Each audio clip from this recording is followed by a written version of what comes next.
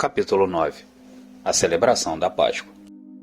O Senhor falou com Moisés no deserto do Sinai, no primeiro mês do segundo ano, depois que o povo saiu do Egito. Ele disse: Os israelitas devem celebrar a Páscoa na ocasião própria. Celebrem-na no tempo determinado, ao pôr do sol do 14º dia deste mês, de acordo com todas as suas leis e ordenanças. Então, Moisés ordenou aos israelitas que celebrassem a Páscoa. Eles a celebraram no deserto do Sinai, ao pôr do sol do 14º dia do primeiro mês. Os israelitas fizeram tudo conforme o Senhor tinha ordenado a Moisés. Mas alguns deles não puderam celebrar a Páscoa naquele dia, porque se haviam tornado impuros por terem tocado num cadáver. Por isso, procuraram Moisés e Arão naquele mesmo dia e disseram a Moisés: Nós nos tornamos impuros por termos tocado num cadáver. Mas por que deveríamos ser impedidos de apresentar a nossa oferta ao Senhor na ocasião própria, como os demais israelitas? Moisés respondeu-lhe: Esperem até que eu saiba o que o Senhor ordena a respeito de vocês. Então o Senhor disse a Moisés: Diga o seguinte aos israelitas: Quando algum de vocês ou dos seus descendentes se tornar impuro por tocar algum cadáver, ou estiver distante por motivo de viagem, ainda assim poderá celebrar a Páscoa do Senhor. Deverão celebrá-la no 14º dia do segundo mês, ao pôr do sol. Comerão um cordeiro com pães sem fermento e com ervas amargas. Não deixarão sobrar nada até o amanhecer e não quebrarão nenhum osso do cordeiro. Quando a celebrarem, obedeçam a todas as leis da Páscoa. Se, porém, um homem estiver puro e não estiver distante por motivos de viagem e ainda assim não celebrar a Páscoa, ele será eliminado do meio do seu povo porque não apresentou a oferta do Senhor na ocasião própria. Ele sofrerá as consequências do seu pecado. Um estrangeiro residente entre vocês, que queira celebrar a Páscoa do Senhor, deverá fazê-lo de acordo com as leis e ordenanças da Páscoa. Vocês terão as mesmas leis para o estrangeiro e para o natural da terra. A nuvem por cima do tabernáculo.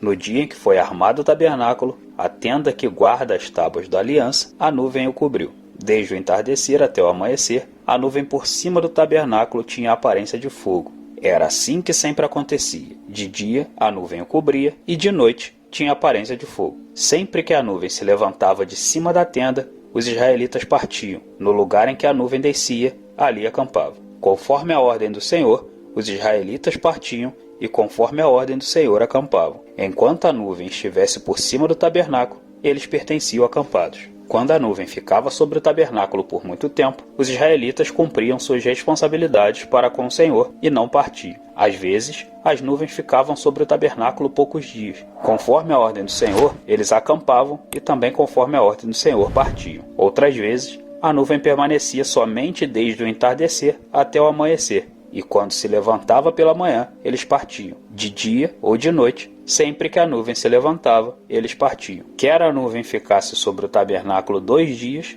quer um mês, quer mais tempo, os israelitas pertenciam no acampamento e não partiam. Mas quando ela se levantava, partiam. Conforme a ordem do Senhor acampavam e conforme a ordem do Senhor partiam. Nesse meio tempo, cumpriam suas responsabilidades para com o Senhor, de acordo com as suas ordens anunciadas por Moisés. Capítulo 10. As 2 trombetas de prata. O Senhor disse a Moisés: Faça 2 cornetas de prata batida, a fim de usá-las para reunir a comunidade e para dar aos acampamentos o sinal para partirem. Quando as 2 cornetas tocarem, a comunidade inteira se reunirá diante de você, à entrada da tenda do encontro. Se apenas uma tocar, os líderes, chefes dos clãs de Israel, se reunirão diante de vocês. Quando a corneta der um toque de alerta, as tribos acampadas a leste deverão partir. Ao som do segundo toque, os acampamentos do lado sul partirão. O toque de alerta será o sinal para partir. Para reunir a assembleia, faça soar as cornetas, mas não com o mesmo toque. Os filhos de Arão, os sacerdotes, tocarão as cornetas. Este é um decreto perpétuo para vocês e para as suas gerações. Quando em sua terra vocês entrarem em guerra contra um adversário que os esteja oprimindo, toquem as cornetas. E o Senhor, o Deus de vocês, se lembrará de vocês e os libertará dos seus inimigos. Também em seus dias festivos, nas festas fixas e no primeiro dia de cada mês, vocês deverão tocar as cornetas por ocasião dos seus holocaustos e das suas ofertas de comunhão, e elas serão um memorial em favor de vocês perante o seu Deus. Eu sou o Senhor, o Deus de vocês. Os israelitas deixam o Sinai. No 20º dia do 2º mês do 2º ano, a nuvem se levantou de cima do tabernáculo que guarda as tábuas da aliança. Então, os israelitas partiram do deserto do Sinai e viajaram por etapas, até que a nuvem pousou no deserto de Parã. Assim, partiram pela primeira vez conforme a ordem do Senhor anunciada por Moisés. Os exércitos do acampamento de Judá partiram primeiro, junto à sua bandeira. Nasson, filho de Aminadab, estava no comando. Natanael, filho de Zuar, comandava os exércitos da tribo de Isacar.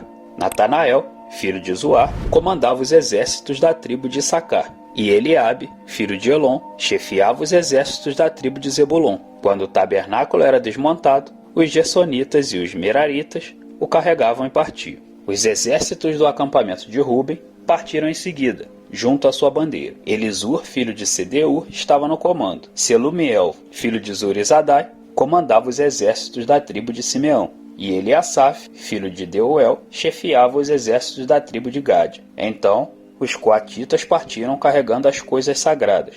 Antes que eles chegassem, o tabernáculo já deveria estar armado. Os exércitos do acampamento de Efraim partiram em seguida, junto à sua bandeira. Elisama, filho de Amiúde, estava no comando. Gamaliel, filho de Pedazu, comandava os exércitos da tribo de Manassés. E Abidã, filho de Gideone, os exércitos da tribo de Benjamim. Finalmente, partiram os exércitos do acampamento de Dan, junto à sua bandeira, como retaguarda para todos os acampamentos.